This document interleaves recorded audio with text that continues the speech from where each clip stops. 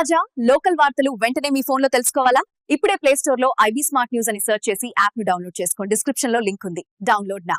Welcome to IB TV. Jogulamba Gadwal జిల్లాలో CPI శతాబ్ది వేడుకల భాగంగా వారం రోజుల పాటు సాగే ప్రచార జాథా ఘనంగా ప్రారంభమైంది. ఈ కార్యక్రమానికి ముఖ్య అతిథిగా విచ్చేసిన సిపిఐ జాతీయ కార్యదర్శి పల్లా వెంకటరెడ్డి జాథాకు నాంది పలికారు. దేశవ్యాప్తంగా కమ్యూనిస్టు ఉద్యమాల చరిత్రను సిపిఐ 100 ఏళ్ల పోరాట స్ఫూర్తిని ప్రజలకు చేరవేయడమే ఈ జాథా ముఖ్య లక్ష్యమని తెలిపారు.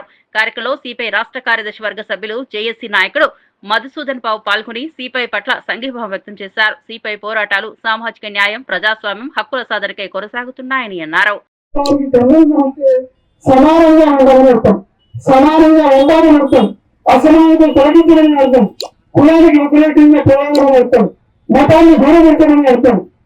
కులాన్ని మతాన్ని వర్ణాన్ని వ్యతిరేకించే వాళ్ళే కమ్యూనిస్టులు, మరి ప్రజల కోసం కొట్లాడే వాళ్ళే కమ్యూనిస్టులు.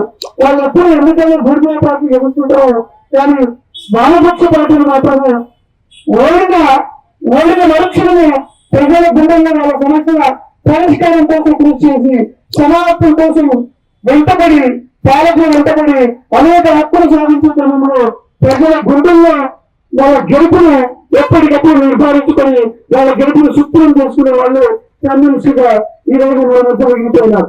వాస్తవానికి మొత్తం ప్రపంచం అంతా కమ్యూనిజం ఉండాలి.